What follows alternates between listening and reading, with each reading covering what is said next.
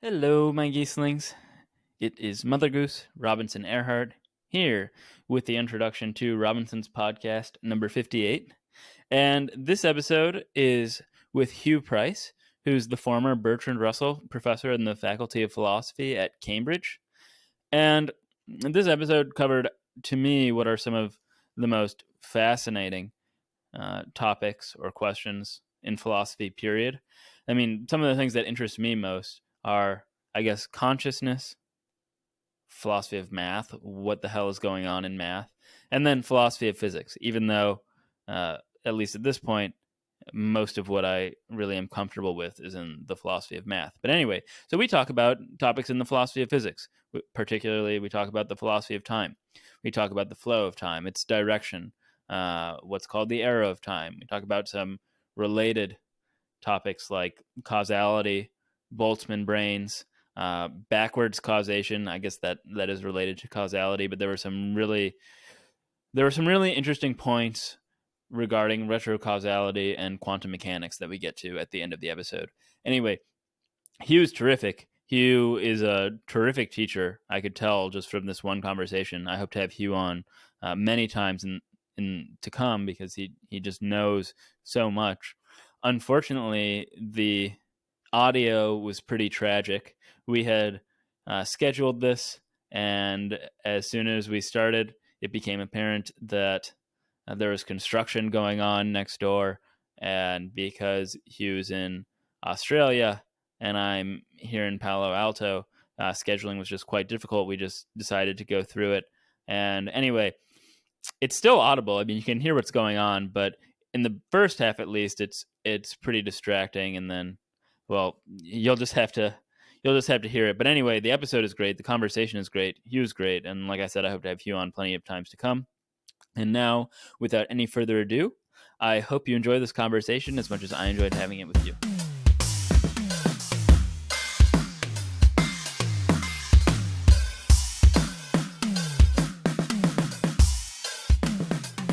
So, I saw that you started out in undergraduate studying pure math and philosophy. And I'm curious if at the time you were more interested in philosophy of math than philosophy of physics, and metaphysics, which is what you've ultimately done most of your work in. No, I've never been especially interested in philosophy of math. I mean, as an undergraduate, I thought I wanted to be a physicist. In fact, I thought I wanted to be an astronomer. So I did pure and applied maths and physics, and then philosophy as an afterthought because I had to do 4 units in my first year. And then in my second year, I just did pure maths and physics. And it was only in my third year when I was getting more interested in the pure maths and less interested in the physics that I did some more philosophy to make up a major. And at that point, I did a logic course, which was very easy for somebody coming from pure maths, of course, and a very interesting philosophy of science course, which is where I first started to encounter the interesting questions between modern science, particularly physics and philosophy. And then I was still doing pure maths as my specialty. In Australia, we have a 4-year honours degree, so the last year is rather like a master's degree elsewhere. I did one of those in pure maths, and then taught my way into doing another of them in philosophy. And it was in that 5th year that I was lucky enough to meet Hugh Miller from Cambridge, who was then a young Cambridge philosopher visiting Australia. And he came along to some courses that one of my teachers was organizing on philosophy of time, the sort of core metaphysical issues in philosophy of time. And that's when I started becoming interested in philosophy of time. I see. So it seems like a very good place to start with philosophy of time is McTaggart, and the idea that there are some views of the philosophy of time that have it as dynamic, some as static. And how does this relate to McTaggart and what have since been called or referred to as the A series and the B series of time? Okay, well, there's a lot to say, but I have what I think of as a kind of reformulation of McTaggart's point. And I put it in terms of the idea that any view which wants to treat the present moment as having some sort of special status has to somehow manage to combine two things. One is that the present moment is special. The other is that every moment gets its moment in the sun when it's the special moment. So there's a kind of inclusive side to the picture where every moment has its time in the sun, and there's an exclusive side where one moment is picked out as the present moment from some sort of God's eye point of view, not simply from the point of view of a creature who happens to be at that time. And I think really McTaggart is getting at the irreconcilability of those two perspectives. And is the idea that there is a now, is that part of the A series view of time? Yes. So in the A series picture, we distinguish between things being past, present, and future. And an A theorist about time wants to regard those as objective distinctions rather than distinctions rather than the distinction between here and there, which is in most people's way of thinking just something drawn from the perspective of the observer. And it seems like you've identified three components of the A series of time, or this dynamic view. There's supposed to be there's a distinguished now, which you've already touched on. Then there's a flow component, and then there's a direction component. Yes. Though whether I'm not sure I'd want to refer to those as three components of the A series view. I see them better to say they're three components of the view that there's some sense in which time is radically different from space. And so one aspect is the A series aspect, the distinguished present moment. The second aspect is the idea that there's, in some sense, there's something like flow and passage. And the third element, you could say in some ways the weakest or least committed of all three, is the idea that in some sense time has an intrinsic direction, unlike space. And maybe we can talk about each of those three things separately. So first, you've argued about the incoherence of presentism. Is that related to this idea of the distinguished now? Yes. So a presentist is, well, that's not all a presentist is. A presentist is somebody who thinks not only is now distinguished, but it's distinguished in that it's sort of ontologically distinguished in that the present moment exists and nothing else does. People who call themselves presentists usually believe that. Mm-hmm. And why is this position incoherent, or why do you find it incoherent? Well, it's incoherent if you want to combine it with the view that if every moment gets its time in the sun, as it were, because then you've got from the perspective of every moment is the only one that exists, and you've somehow got to combine that with the idea that one of them is objectively picked out. Now, if you're happy to be what I call somewhere, I think, a frozen presentist, that is just to say that it's just the present moment, that's all it is, and say nothing about the other moments, nothing sort of ontological about the other moments, then maybe you can get away with it. I'm not sure why you would want to, but yeah. I mean, I should say that this sort of classical metaphysics of time seems to me, and I don't mean this as any sort of deep criticism of the people involved, but it does seem to me that it's been stuck in a rut for a long time. And the interesting issues about time are the issues that connect more with physics. Now, the other end of the spectrum, on the issue of the direction of time, now that does connect more directly with physics, and so there's a question about whether there's anything in physics which we could sort of point us towards a fundamental direction of time. in the sense in which it seems to be needed by people who take that a series view of time. Yeah, you mentioned you can't fathom why anybody would want to be what you just referred to, I think, if I heard you correctly, as a frozen presentist. And one reason I can imagine it would be really problematic is it's going to be difficult to put together a coherent semantics in which you're referring to the past or referring to the future. If only the present exists, how do you accommodate sentences that seem to refer to the past?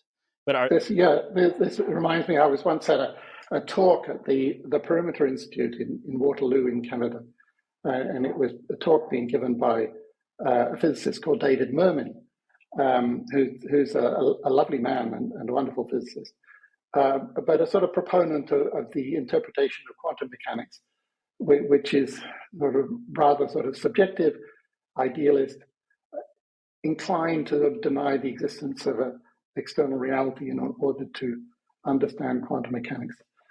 And in his talk, Mermin said, he was talking about the time and the difference between the past and the present and so on.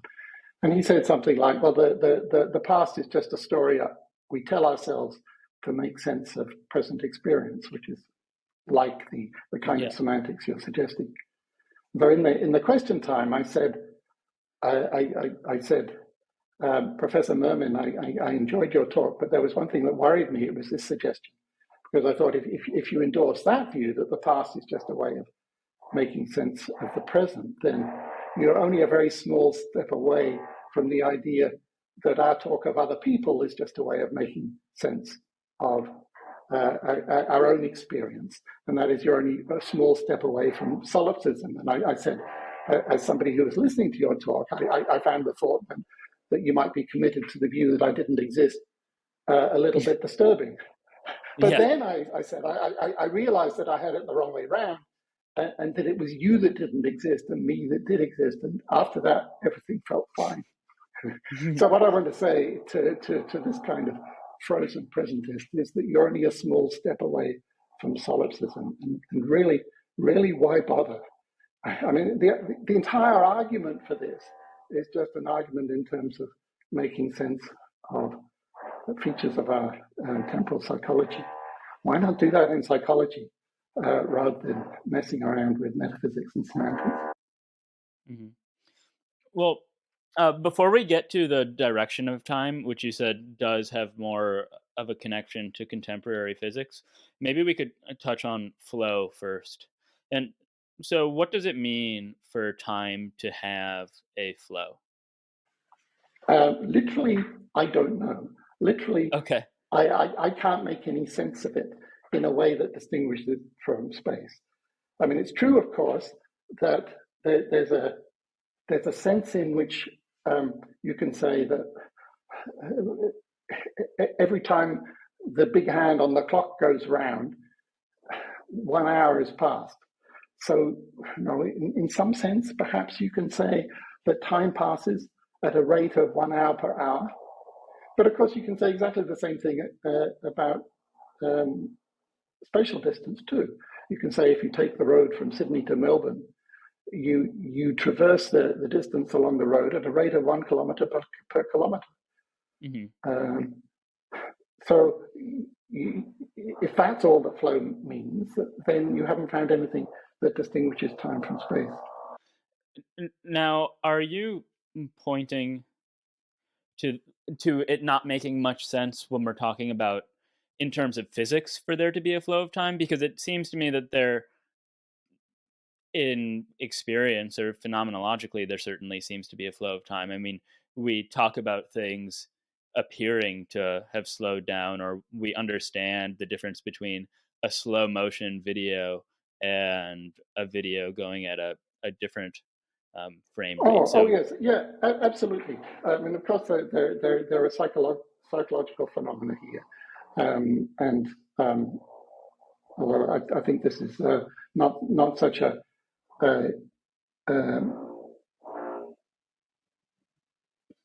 not such. I mean, we can of course, as you say, compare the rates at which two videos are being played. but that, it's easy to find spatial analogs of that too. I mean, you think of a piece of elastic with marks on it. You can imagine the elastic not stretched and stretched. And in one case, the same thing is extending over a greater spatial distance. So when you say that you literally don't know what it means for time to have a flow, you mean this in more of like a positivistic sense, that we can't find anything in science or the world to make sense of it beyond. No, I'm not thinking of it. It's not really a positivistic point. It's not that we can't find any evidence for it.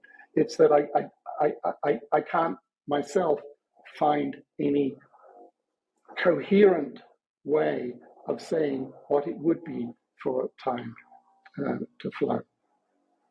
Okay. And I think, I mean, of course, there are people who defend that view, but Right. It looks to me like they are sort of under pressure. They're pushed towards the not flow, but direction. And I think Tim Maudlin is a good example of that. Yeah. I was actually going to point to Tim Maudlin. Tim Maudlin's been on the show. He's going to come back soon, and I really enjoy talking to him. But so he's written about the passage of time and the rate of flow. And I know you're not Tim Maudlin, but you could probably explain to me better than I could put into words what he argues for when he's using these terms. Well, as I said a moment ago, my impression is that sort of under pressure, as it were, the piece that he tries to hold on to is the idea that the time has an objective direction, unlike space. But that seems to be, but direction and flow are to be distinguished, right? Yes, I think so. I mean, because you can imagine a picture in which space had an objective direction of some kind, but that wouldn't incline us at all to say that space flows. Okay. But does he say anything about flow that is distinct from direction then? Or how does he cash out the rate of flow? Well, there's one piece I remember. I mean, it's some time since I've looked in any detail at Tim's sort of serious work. I did read one recent piece, which was on some website in the UK.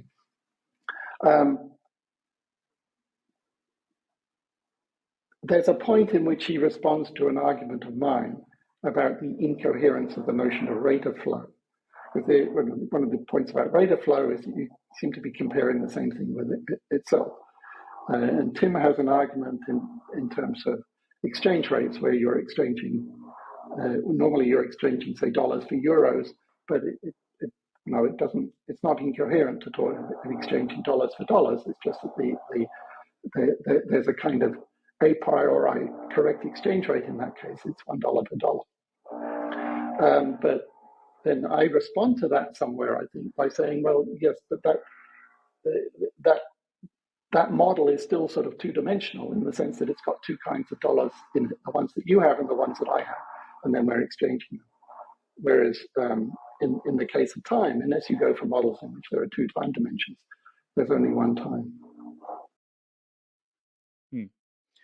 And then, I guess, contra Tim Maudlin, you've cited another philosopher, D.C. Williams, on the nature of passage and flow, and particularly the missive passage. Does he have views against the rate of flow and flow that we haven't touched on yet? I can't remember whether D.C. Williams, there's this wonderful paper called The Myth of Passage.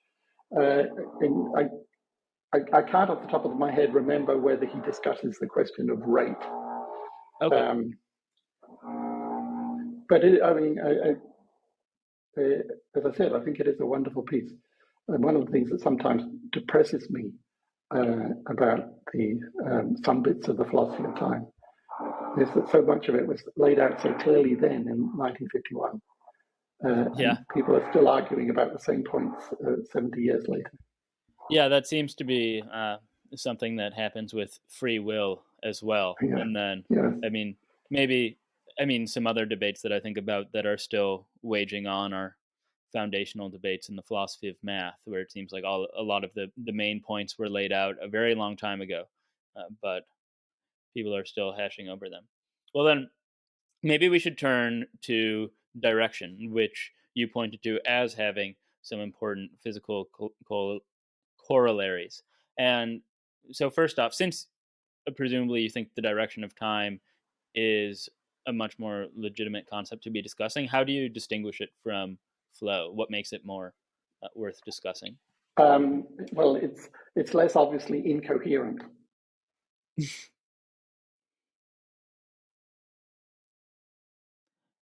But so what is it then? Well, it's a good question. And it's also a good question whether in the end it's coherent, at least whether it's coherent in a way which connects it to the kinds of things we want the direction of time to do. So presumably, if we want to have a fundamental physical direction of time, we want it to be connected in some way to the psychological sense that there's a direction of time. If those two things simply came apart, well, that would be big news, and I think bad news for a lot of traditional philosophy of time. Now, the first thing to say is that it's relatively easy to find a temporal asymmetry in physics, which on the face of it does look like it's got something to do with psychology, and that's the famous asymmetry of the second law of thermodynamics. With a bit of hand waving, but I think not kind of serious hand waving in the sense that there are no major reasons for thinking the details can't be filled in.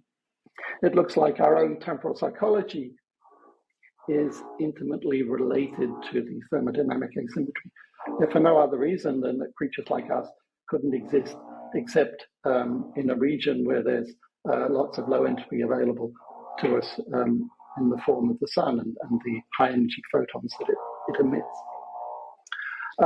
So the natural thought is that the way to understand the direction of time is via the second law of thermodynamics. The trouble is that there are good reasons for doubting whether that's a sort of universal feature of the universe in the way that we might reasonably want the direction of time to be. And this is the point that was well made by John Eman in the 1970s. Said, look, if we want something to call the direction of time, we should want it to be the same everywhere. Whereas in the case of the second law of thermodynamics, we've got no strong reason to think that it is the same everywhere. There are models of the universe in which there are regions in which there's a thermodynamic gradient, but it points in the opposite direction to ours. And also there's models of the universe in which for most of the history of the universe, it's in equilibrium. Now, if you're prepared to say that in such universes in which in some places the thermodynamic arrow points in one direction, in some places it points in the other direction, or universes in which in large regions of the universe there's no thermodynamic arrow. If you're happy to say that in those universes there is no direction of time, or at least no global direction of time, then you're fine. But I think what people who think that there's something fundamental about time that distinguishes it from space want is something stronger than that. They want they want a kind of universal direction of time, and that seems something that they're unlikely to get from thermodynamics. And this was first pointed out, well, not in a way he was completely endorsing it, but the possibility was first pointed out by Boltzmann back in the 1890s. He was considering a possible explanation for the fact that entropy is so low in the past. It was the idea that it might be just, if the universe is infinite, then just occasionally there will be sort of random fluctuations which produce low entropy. But he saw that in that sort of picture, which he got from his as he says, his old assistant, Dr. Schutz.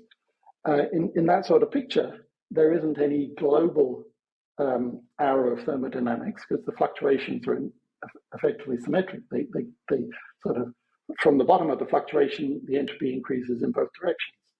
And Boltzmann says that in such a universe, there's no objective past and future, just as on Earth, there's no objective up and down. And so Boltzmann explicitly compares past and future to up and down.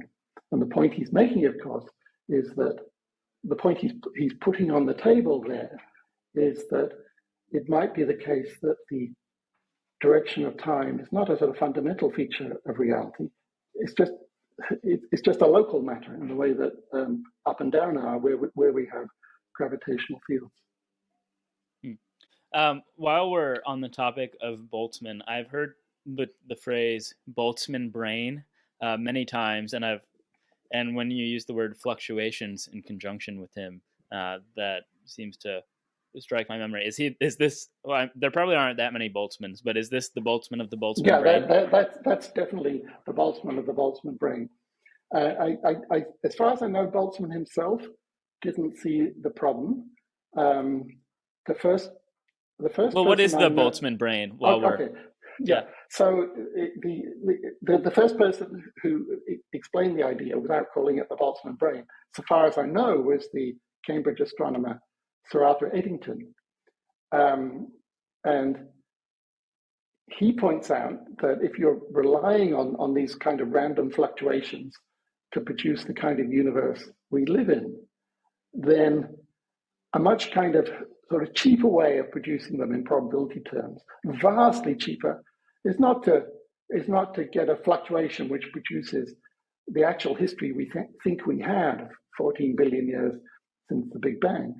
It's just a fluctuation. Well, Eddington puts it rather nicely. He says you just need a fluctuation which produces a few theoretical physicists. But I mean, people these days say rightly, and I'm sure Eddington realized this point too, he just wanted to get in his joke about theoretical physicists, that all you need is a fluctuation that produces a brain that thinks it's observing a universe which is 14 billion years old. So if you're producing this by shuffling the cards randomly, it's much, much cheaper to produce the Boltzmann brain, to fake the appearance of the universe as a whole than it is to produce the universe. Huh. And so that leads to a sort of skeptical paradox. Yeah. How do we know that we're not actually Boltzmann brains? This ties nicely into the idea of solipsism that we mentioned earlier. It does.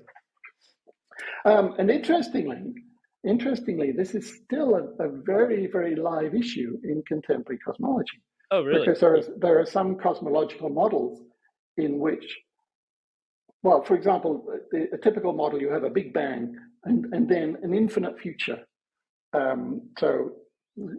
Well, there's an issue of explaining how you have low entropy at the Big Bang. But assuming you got that solved, got low entropy at the Big Bang, entropy increases over periods of billions of years as galaxies and stars form. Eventually, that all dies out, and you reach equilibrium. But at that point, you've still got an infinite amount of time in the future. And in that infinite amount of time, there are going to be an infinite number of Boltzmann brains. Lots more Boltzmann brains than you have real brains in the little bit at the beginning that we think we're living in. And this is something that real life cosmologists really worry about, rightly, in my view, I think. I'm sure Sean Carroll is very good on this point. Okay, interesting. Well, can you tell me what Sean Carroll thinks about it? Well, I can't tell you in detail. You should invite Sean onto your show. But he thinks it's a reason for looking for cosmological models in which the problem doesn't arise, because there isn't the sort of length of time or the conditions in which you get this preponderance of Boltzmann brains. And I mean, Sean, I know, is now at Johns Hopkins and doing philosophy of physics there.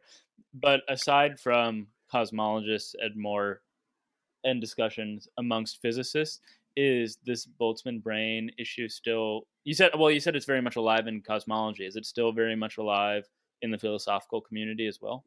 Oh, yeah, absolutely. Um, in fact, there was just a lovely paper that came out just last week, I think in PPR, by Eddie Kemming Chen, if I'm getting his name right, at San Diego. I don't know the name. Apologies to him that I can't remember all the details, but it's a lovely paper. And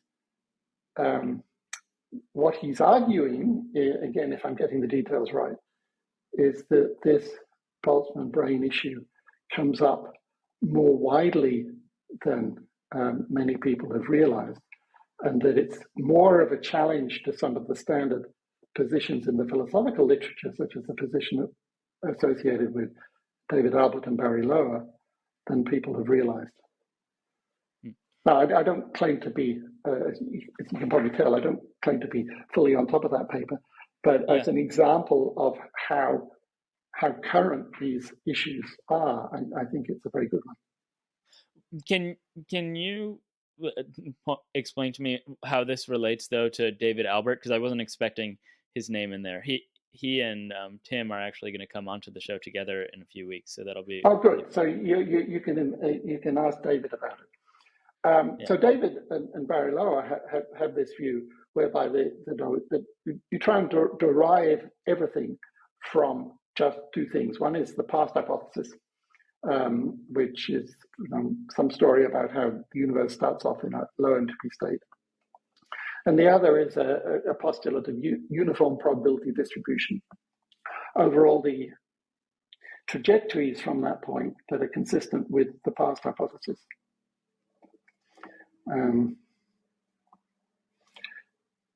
So you can ask David to describe the view, and then ask him what he thinks of Eddie Kemming Chen's criticism of it. Yeah, sure. And before we move on from this happy tangent on the Boltzmann brain, do you have a well thought out or defended view on it, or is it something you're more just a bystander about enjoying the discussions? I think I'm more of a bystander. And I mean, perhaps I take more seriously than some people in the debate do the kind of aspect of the Boltzmann picture that I referred to before, that we may live in a universe in which the thermodynamic arrow points in different directions at different places. But no, I'm not sure whether that's going to be a bit orthogonal to the issue about Boltzmann brains, I think. Sure. As I think Sean Carroll would be very clear about, because I mean Sean too is very much interested in pictures in which you have those sort of different arrows of time in different directions. Well, you just mentioned the thermodynamic arrow again, and I know you've written quite a bit on the arrow of time. Where do you personally stand on that issue at this point? What is the relevance of entropy to the arrow of time? Well, it's a huge factor in explaining the psychology, but I don't think we should. Terminologically, there's nothing wrong with making the choice that Reichenbach made, talking about the local thermodynamic gradient as the direction of time. But if you're doing that, you should be clear, as Reichenbach was, I think, that you're not thinking that the thermodynamic gradient provides a kind of global direction to time. Can you spell out a little more slowly why it is so relevant to the psychology of time? Okay, well, as I said when I mentioned it before, there's a lot of hand waving involved because the details haven't been filled out, I think. and it connects to lots of open issues about cognitive science, philosophy of mind, and so on. But it seems highly plausible that life couldn't exist, let alone creatures like us, but life couldn't exist except in regions in which there was an abundant supply of low entropy energy. I mean, just to step back a bit to describe the kind of the sort of situation that we're in, living in proximity to a star. And this is a framing that partly I got from the wonderful Carlo Rovelli a few months ago. So the universe started off in a low entropy state, and entropy is, as we're always trying to increase. But it can get trapped it sort of can get trapped in a way which makes it very hard to go towards equilibrium. And a good physical model for this is if you think of water running down from the top of a mountain. Suppose it's meltwater from snow that falls on the top of the mountain. That water wants to get to the bottom of the mountain, but it's easy for it to get trapped in lakes and dams and things on the way down, whether natural ones or artificial ones. A lot of the sort of low entropy from the Big Bang gets trapped in the configuration of matter, largely in the form of hydrogen in the universe. It's not by any means the highest entropy state, but it's very difficult. Getting to the high entropy state requires nuclear fusion, and that only happens in stars. So the only way in which that energy can, as it were, finish its journey downhill from the Big Bang is for large clumps of hydrogen to get together in conditions which produce fusion. So you can think of stars as being like valves put in the wall of a dam through which we can draw on the energy which is stored in the gravitational energy of the water behind a dam. And that's what we're using. That's what life uses. It uses that source of low entropy energy. So it sort of uses it to create complexity in the flow that results from a source of that kind. Now, let's get something like that is going to be the story about life. Mm-hmm. And then once you get to the story about life, which is complicated enough to start collecting and using information, and an organism has to be capable of doing things, even if it's only very simple things like moving in one direction or another direction. Once an organism can do that, then it makes sense to start collecting information and making predictions about its future. Because in this very sort of asymmetric environment, there are advantages to doing that. And then a long way downstream from that again, you have developed forms of intelligence like us.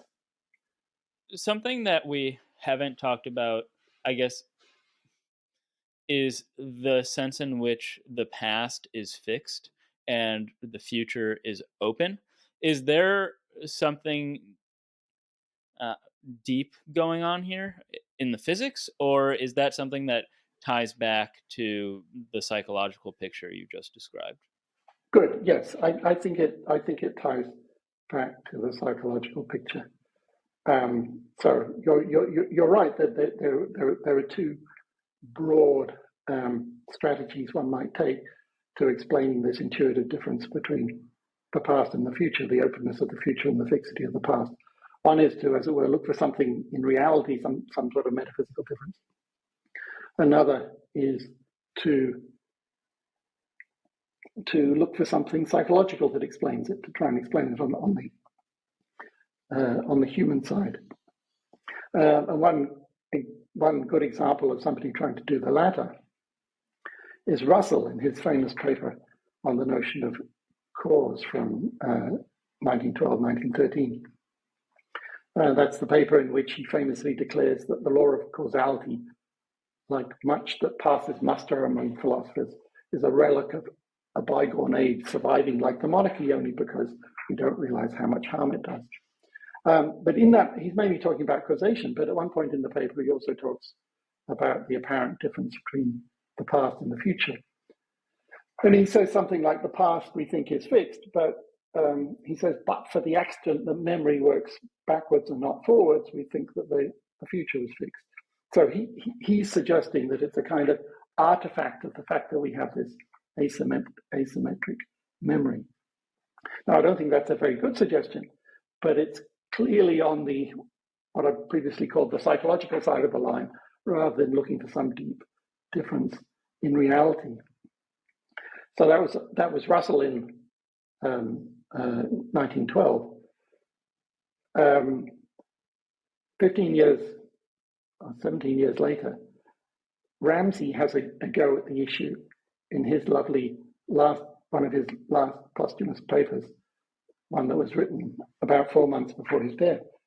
The paper that was published under the title General Propositions and Causality. So he raises that issue in that paper. He doesn't mention Russell, though presumably he knew Russell's piece. But I realized just very recently that Ramsey probably got the question from Eddington. I don't know whether he knew Eddington personally, but he certainly would have known of him, because when Ramsey was a student in Trinity College in Cambridge, Eddington was a fellow there. And Eddington's book, The Nature of the Physical World, was published in 1928 and was a bestseller. It was reprinted several times before the summer of 1929. And we know that Ramsey read it because his notes on it survive in the Ramsey papers in Pittsburgh. I think he wasn't very impressed about some aspects of it, perhaps the aspects that you mentioned before, Eddington's thoughts on consciousness. But in that book, there's a chapter called, I think, Causation, in which Eddington raises this puzzle about the apparent direction of causation and the difference between past and future, the sense that the future is open and the past is fixed. And Eddington is raising that puzzle because he's well aware that the fundamental physics is essentially time symmetric. It doesn't care about the difference between past and future. I mean, in thermodynamics, there's a difference, of course, but not at the fundamental level. Now, Eddington doesn't have an answer to those puzzles, but he puts them fairly clearly on the table. And he suggests two possible approaches you might take. One is in terms of thermodynamics, and the other is in terms of agency. I mean, roughly speaking, I can't remember the wording. He's suggesting that it might be just from the agent's point of view that we get this difference between future and past. Which I know you will build on in causation. Yeah, and I think Ramsey picked up that question from there. And Ramsey had an extraordinary talent for picking up the questions which were being asked by the leading minds in Cambridge and elsewhere at the time in the 1920s. And so if you read General Propositions and Causality in the light of the knowledge that Ramsey had recently read Eddington, it must have been recently because Ramsey was writing in September 1929 and the book had only been published at the end of 1928. Ramsey, as it were, he turns to those questions and in effect discusses both of Eddington's suggestions. He dismisses the thermodynamics one very quickly because he says that thermodynamics is a posteriori, whereas in this case we want something a priori. He says the difference between past and future is a priori. But then he turns to the agency one and he develops that one brilliantly. And he gives what's in effect an epistemic account of the asymmetry from an agent's point of view. And that's the thing that I think is really, really important. Of course, other people have had the idea that the agent's perspective is different. In different ways, I think both Kant and Hume, but Ramsey does it in terms of, in effect, what we'd call subjective probabilities or credences. And what he says is something like, he says that about our present actions, about our future actions in the context of deliberation, we can't assign probabilities to them. So he says, in a sense, my present action is an ultimate and the only ultimate contingency. And then things downstream, things that I take to be consequential on my action, sort of pick up that same sort of contingency. And I think his view is that that's the openness of the future. It's the openness that comes from the agent's sense that she can do one thing or another, and that it's up to her. And so causation is a whole other can of worms that I know we could get into, and it's a digression from time, and you've done a lot of work in causation as well. But ultimately, before we go back to entropy, will your account of the direction of time also depend on agency in the same way that your account of causation does? Well, it depends what we're talking about. If the aspect we're talking about is the difference between past and future, then certainly yes. I think that Ramsey was right about that, and that you don't get that story, as Russell was suggesting, just from memory. You need to bring in the fact that we're agents. For the sense of direction of time that we were talking about before, in that case, I want to say there is no fundamental direction of time. Okay. There are local physical asymmetries associated with thermodynamics. And then there are psychological asymmetries. And I'm pretty sure that those are, among other things, associated with the fact that we're agents. It's very interesting, actually, and I've been doing this a bit recently in responding to some fascinating work by Jinan Ismail.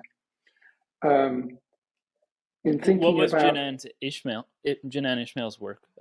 Before you talk about how you responded to it. Well, she's got a piece that's coming out in the Australasian Philosophy Review. The Australasian Philosophy Review, I don't know if you know it, it's a relatively new journal that does things in the BBS style. So there are invited sort of target papers and then responses, both invited and submitted responses to those papers. And Jinan has a piece called, I think it's called The Open Future, but I may be wrong about that, which is forthcoming in that journal. And I wrote one of the responses to it. And what I was focusing on in my response, among other things, is the difference between the sort of temporal perspective that a creature who was simply an observer would have, as opposed to a creature who was, like us, an agent. And I tie it into that Ramsey point, because I think that a creature who is just an observer wouldn't have that sense of contingency, because there's nothing that they're deliberating about.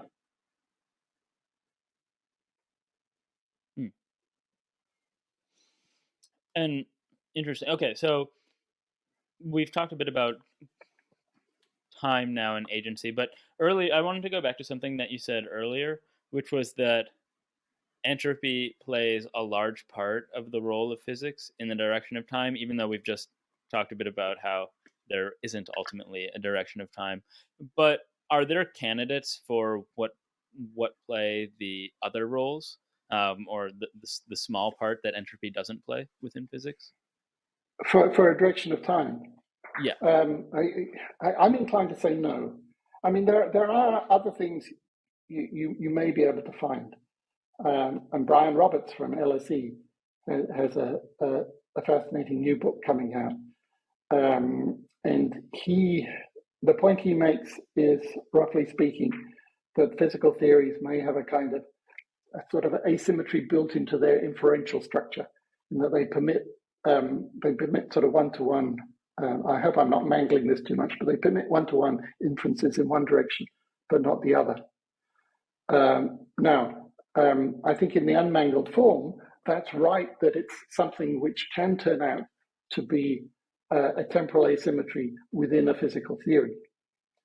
What I don't see is that there's any prospect of connecting that idea, if it actually turned out to be the case that in our world, the fundamental theories have that character, of connecting them to the sort of intuitive work that we want the notion of direction of time to do. So, no, it would sort of be a direction of time, Jim, but not as we know it, not as we came to it from the metaphysics of time. I'm not sure how we would know in which direction it pointed. Now, I'm not a physicist, but the word time is very much tied to relativity, obviously space-time, but I don't hear the word time thrown out as much in conversations about quantum mechanics. Is there a good reason for this? Am I just not listening to the right people, or does time still play an important role in quantum mechanics that I'm just not aware of? Well, my view on this is rather a minority view, is that in one sense, it should be playing a bigger role there. And that's because there's this interesting idea which hasn't been explored enough, which is that causality can work backwards in the quantum world. And that can account for some of the what are otherwise its most puzzling features. In particular, it can avoid, or at least has the potential to avoid, the deep conflict between quantum mechanics and special relativity. Can you say more about where causality works backward in the quantum world? Okay, so you're probably familiar with the kind of basic structure of what these days people call an EPR Bell experiment. Right. So the idea is you have a source that produces pairs of particles whose properties are said to be entangled. We don't need to worry about what that means. And they're sent out, and measurements can be performed on them by two observers who can be a long way away in space, who are these days always called Alice and Bob. And so let's suppose Alice and Bob each have they have a choice of two measurements they can make, and each of those measurements can have one of two outcomes. So for each particle, we then get four numbers, two numbers which are the two measurement settings chosen by Alice and Bob, and two numbers which are the outcomes of the two experiments. And so we've got in effect, if we repeat the experiment over and over, we've got in effect a very long table, each row of which has four numbers in it. And what John Bell did was to think about the correlations which can be present, which quantum mechanics predicts can be present in those numbers, just applying applying quantum theory to particular versions of this experiment. And what Bell realized is that there are, or can be, if you pick the right experiment, there can be correlations in those numbers which can't be explained in terms of a model in which the sort of answers are all encoded in the particles in advance. So you might naively think that the particles come with coding which tells them how to respond to each of the possible measurements that they can encounter when they get to the other side, and that any correlation between the two results from the fact that they had this opportunity to coordinate back at the beginning before they flew off in opposite directions. Bell showed that's not possible, and that in each direction, from Alice to Bob and from Bob to Alice, each experimenter seems to be having a subtle influence on the outcomes at the other side. Mm-hmm. And that's what's called non-locality.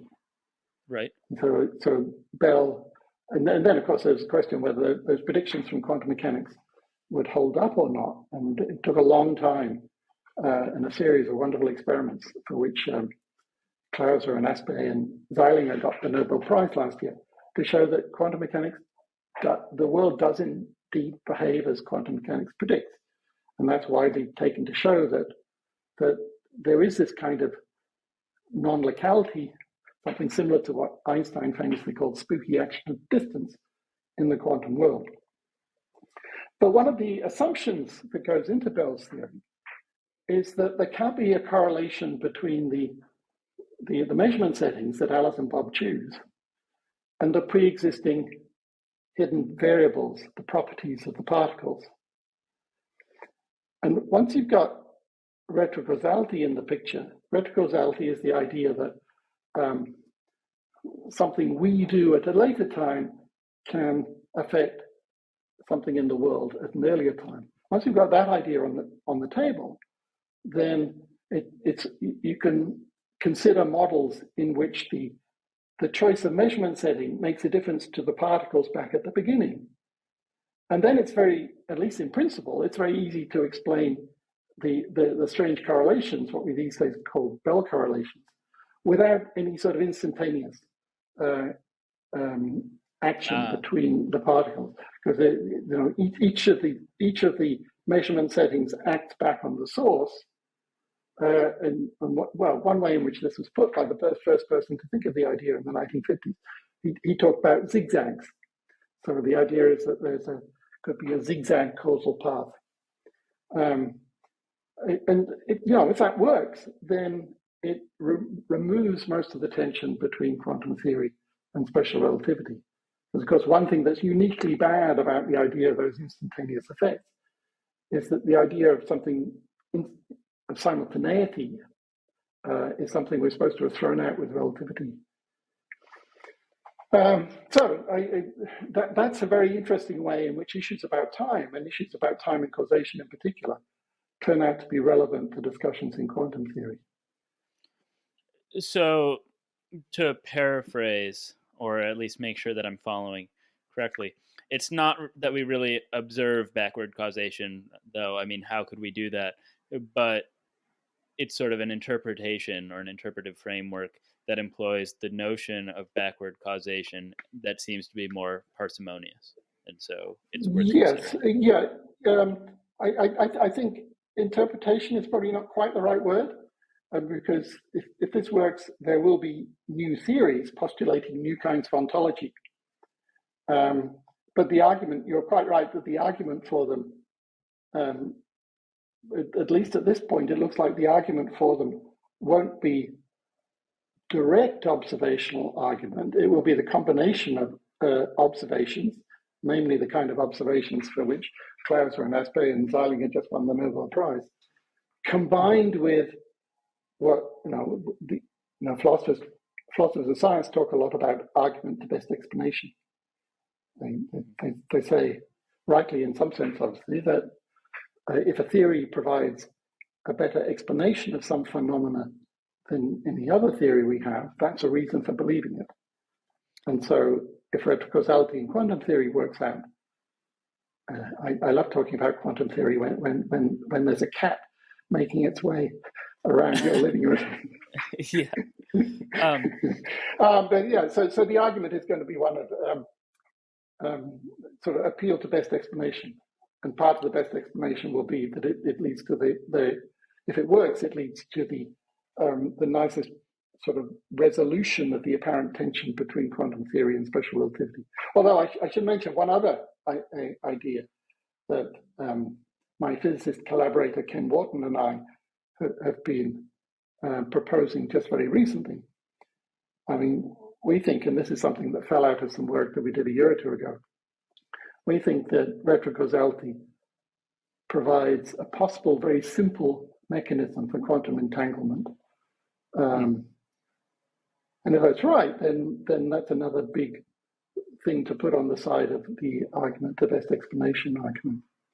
No, this is all very fascinating to me, and I appreciate how you're not being committed to there being a univocal direction to time gives you the freedom to explore and take seriously unintuitive ideas like retrocausality here in quantum physics. Yeah, exactly. And for me, that sort of goes way back. I mean, when I was an undergraduate, those undergraduate classes on time that I mentioned, I already found the sort of what we these days we call the block universe picture of time, and a version of it in which there's no fundamental direction. I already found that attractive. And so the first time I heard about Bell's theorem at some sort of weekend workshop when I was a master's student in Oxford in the 1970s, somebody said something like, "Oh, well, of course we assume that the particles don't know about the measurement settings in advance." And I thought, well, hang on, why are we entitled to assume that? I mean, after all, these are just a few fundamental particles. There's no fundamental direction of time. Where is this asymmetric assumption about what the particles can know coming from? And I think I was right to think that. Yeah. And it sometimes seems amazing to me that the argument it hasn't been explored properly by more people. Partly that's because they confuse it for something quite different. I mean, there's another way in which there could be a correlation between the measurement settings and the underlying hidden variables in the particles, and that's if there was something in the past controlling them both, and then we'd have the kind of correlation that we have between the weather and the position of a barometer needle, where they're both controlled by the air pressure. That's what we call a common cause situation. And I think many people have thought they've missed the retrocausal option, or they've confused it with this common cause one. And in the common cause picture, they object rightly that that's incompatible with thinking that the measurement settings are something that we can freely intervene on from outside the system. And so I think to some extent there's been a kind of confusion about this picture, and that's held up progress for a remarkably long time. Well, Hugh, this has been a real pleasure. I can tell you're a great teacher and a font of knowledge, and I really appreciate your time. Well, I've enjoyed it.